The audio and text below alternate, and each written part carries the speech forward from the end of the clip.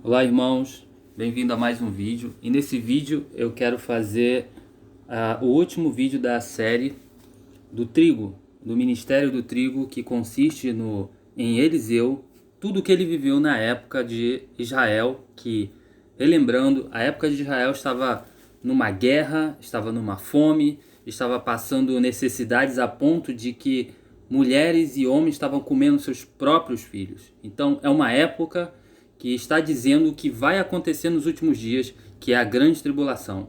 Então muitas coisas estão acontecendo, aconteceram naquela época que prediz o que vai acontecer na grande tribulação. Então, aqui tem um dizer interessante, o Ulshua, quer dizer o Eliseu, no original, a mensagem para a grande tribulação. A salvação que vem do Eterno. Esse é o significado do nome dele. A salvação que vem do Eterno. Ul quer dizer eterno e Shua quer dizer salvação. Então, eu fiz aqui um banner do Eliseu. Para mim é um grande homem de Deus, um grande homem do nosso Criador, super respeitado na sua época, um homem sério, um homem de uma palavra muito forte, a ponto de que eu fiz um vídeo falando da seriedade que esse homem tinha em carregar o duplo entendimento do povo que foi para o céu. Fazemos um parêntese muito interessante, é que se alguém vai para o céu e dá essa dupla glória para alguém que fica aqui, a gente há de convir que deve ser uma pessoa muito, muito séria e muito bem selecionada. Por isso que muitas pessoas não entendem aquele momento em que ele amaldiçoou aqueles jovens zombadores que eu falei num vídeo anterior a esse, que as pessoas não entendem. Pensa que o Criador é um ser bondoso, que tolera tudo isso. Existe um tempo para tudo. E ali no momento era um tempo de últimos dias. Ele estava vivendo um apocalipse num momento muito antigo. Existem muitas coisas. Por exemplo, o momento do profeta Eliseu, ele elegeu um homem chamado Jeú. Elegeu não. Ele pediu para um jovem profeta que andava com ele, aprendendo os caminhos do Eterno com ele, e falou: leva esse óleo, derrama na cabeça do Jeú e coloca ele como rei, porque ele vai destruir todo que se diz perto, ou que alguém que já adorou Baal, etc, etc. Então ele foi lá e o jovem fez isso. Ele falou: no momento que você ungir esse homem, sai correndo, porque esse cara vai fazer, ele vai ser o rei, ele vai fazer coisas terríveis. Para ver como a história da Ursa, por exemplo, pegando esse gancho aqui, foi uma coisa muito séria. O rei Jeú, na época dele, matou mais de 70 pessoas ao mesmo tempo, numa situação rápida, cortou todas as cabeças e colocou na frente na frente da cidade. Ou seja, vê como o Criador é um ser, porque Yau quer dizer o ser, na verdade, o grande ser. Ele é um ser extremamente sério. Enquanto nós estamos, por exemplo, conversando agora, escutando isso aqui, melhor dizendo, muita coisa está acontecendo nesse exato momento que muita gente não sabe, mas aos olhos do Criador está sendo completamente aberto. Então o Criador, ele vai ter o seu dia da vingança, e esses vídeos que eu coloquei é um vídeo muito sério, muito interessante, que fala exatamente tudo isso. E muito mais coisa acontecia lá que nos prediz o que vai acontecer daqui a alguns meses ou alguns anos, mas está muito próximo.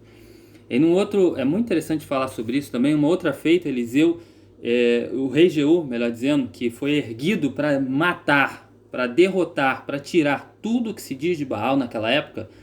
Ele chegou, reuniu todos os profetas de Baal num estádio, como se fosse um estádio grande de futebol. Eu lembrei muito disso na questão, parecia um estádio de futebol.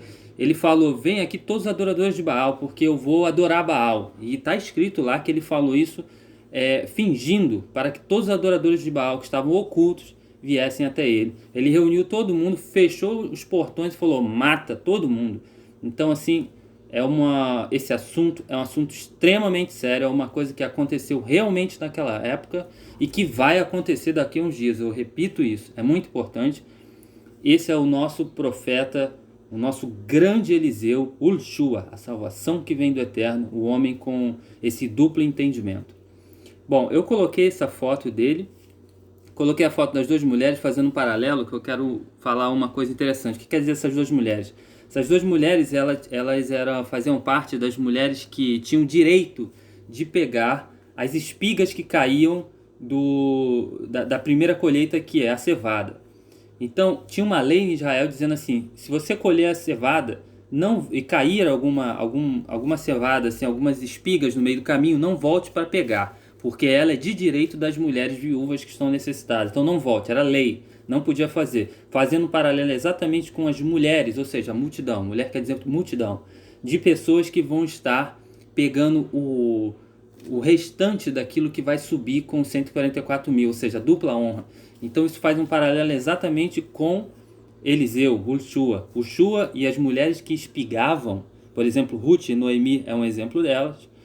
Elas espigavam, pegavam do resto que caía, mas tinha muito orgulho nisso. Isso é uma sombra lindíssima para esses últimos dias que, repito, está por vir por alguns anos, ou talvez, quem sabe, talvez até nesse ano. Não sabemos ainda quando vai ser os 144 mil, porque no momento que os 144 mil for arrebatado, é o momento que os Eliseus de hoje vão aparecer, e tudo que acontecia lá vai estar acontecendo fortemente nos nossos dias de hoje, como fome, guerra, troca de reis o tempo inteiro, estava acontecendo naquela época, adoradores de Baal aparecendo o tempo inteiro, pessoas fugindo, pessoas endividadas, crise política. Tudo que aconteceu na época de Eliseu era exatamente um apocalipse que basicamente é o que vai acontecer agora. Basicamente não, totalmente vai ser o que aconteceu agora.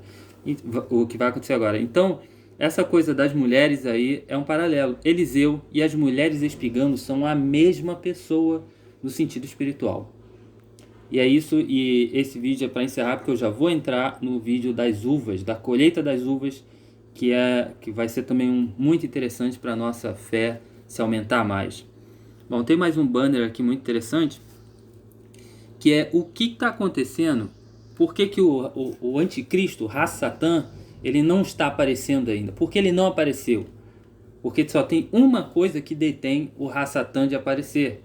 Na verdade, eu creio que primeiro vai aparecer o que a gente vê, que é o João Paulo II aparecendo novamente, ressuscitando. Porque toda a profecia do dragão, daquele que se levanta do túmulo, que vai para a perdição, a profecia bate inteira só em cima de João Paulo II.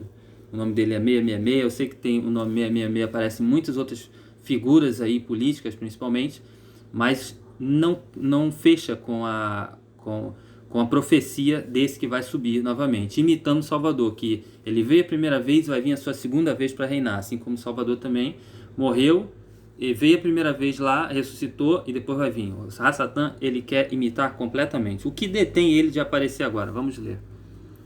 O adversário, aquele que se levanta contra tudo que é divino e sagrado, a ponto de tomar lugar no templo do Criador e apresentar-se como se fosse o Criador. Então ele se coloca contra tudo que é divino, tudo que é santo, sagrado aqui, tudo que é Rodshua, a ponto de se colocar no lugar do templo do Criador. O templo do Criador é o templo de pedra, é um templo de alvenaria, é o templo lá na mesquita de Jerusalém, é o templo de Salomão? Não, o templo do Criador e sempre será o corpo do ser humano.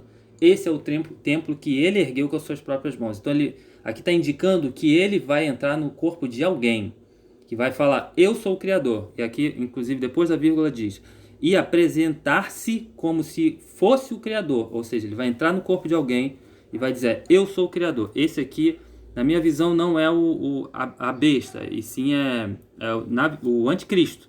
Porque a besta vem, o dragão ressuscita e depois vem a besta.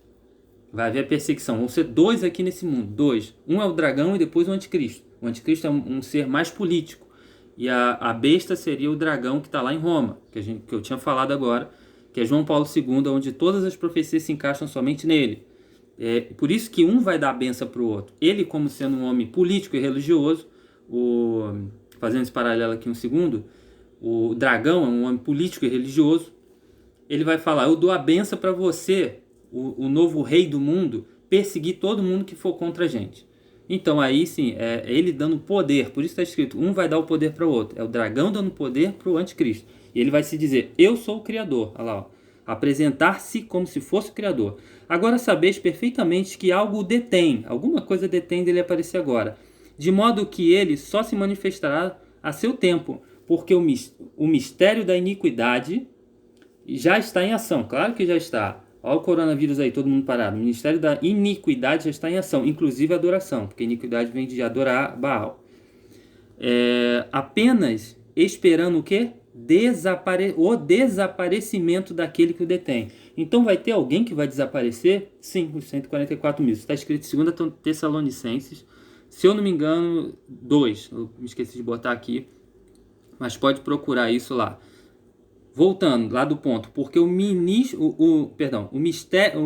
da iniquidade já está em ação, apenas esperando o desaparecimento daquele que o detém. Quem detém o Hassatã? Os 144 mil, o povo escolhido, a nata, o dízimo, as primícias.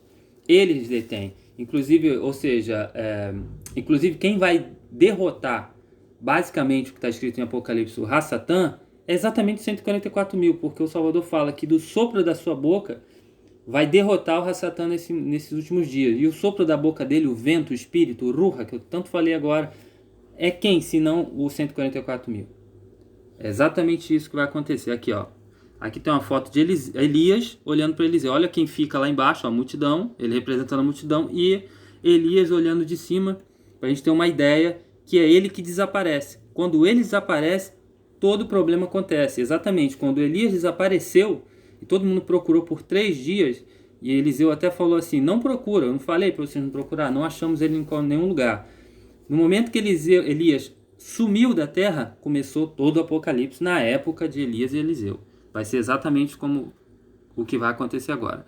Aqui no lado direito está o seguinte, a figura do sumo sacerdote, que consiste em 3 partes interessantes, a cabeça, o peito e as pernas. Que é a cabeça simboliza o Salvador, o peito simboliza 144 mil, esse povo que vai desaparecer, e as pernas significam o corpo, a multidão, as mulheres. A mulher no sentido... Mulher quer dizer multidão, pessoas. Então, vamos entender bem aqui, a cabeça, o Salvador, é Yao. Olha como o nome fecha perfeitamente. O espírito seria o que é precioso. Olha o que é precioso, pedras preciosas, 12 pedras, simbolizando as 12 tribos. E essas 12 tribos vai sair dessas 12 tribos que estão no mundo inteiro, inclusive no Brasil, que eu já falei, muitos estão aqui. Eles são um povo precioso, eles precisam sair desse mundo, que é muito precioso, eles não passam pela grande tribulação.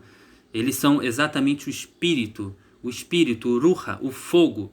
Ele é exatamente, essas pedras aqui simbolizam Elias, aquele que é precioso demais, e é guardado para um momento depois para vir e derrotar o Hassatã. Inclusive ele faz parte das 2 testemunhas, ele e Enoque. Tem livros e mais livros dizendo que eles são os 2 que vão vir daqui a pouco aí. Então 12 mil de cada tribo, e não é Israel que está lá em Israel agora, é Israel que está jogada no mundo inteiro. 12 pessoas, 12 mil de cada tribo, que dá 144 mil, é o espírito, é o peitoral. Não faz parte do corpo, faz parte do interior. Era por isso que ele era vestido assim, era um código para predizer o corpo do Messias depois. E o corpo, para predizer a salvação que o Messias iria fazer no mundo. E o corpo está ligado nas pernas aqui, que é águas, povos, línguas, nações e multidões. Então, é isso que eu queria trazer. E é um último vídeo falando sobre o trigo. Tem muito mais coisa para falar sobre o trigo. Ele fez muitos outros milagres. Ele falou que iria ter trigos e cevada para comer na grande tribulação. Ele fez o machado boiar no meio das águas, que parece uma coisa simples, tem um significado que eu não trouxe, porque é muita coisa. Ele foi o homem, o Eliseu, vou trazer aqui a foto dele. Eliseu, ele foi o homem que morreu, se adoeceu, ele tinha um momento de partir, então o Criador fez ele adoecer, ele morreu normalmente.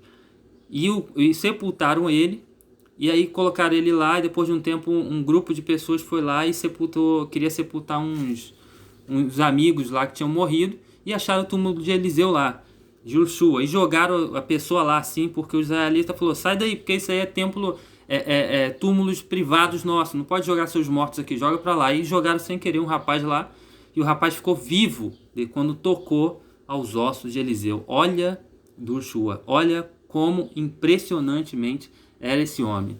E é isso aí, tem muita coisa para falar, mas eu creio que deu para entender. Convoco as pessoas para lerem 2 Reis, tem muito mais coisas aí, inclusive Os vídeos falando agora, a última etapa da colheita da uva, vou trazer logo em seguida.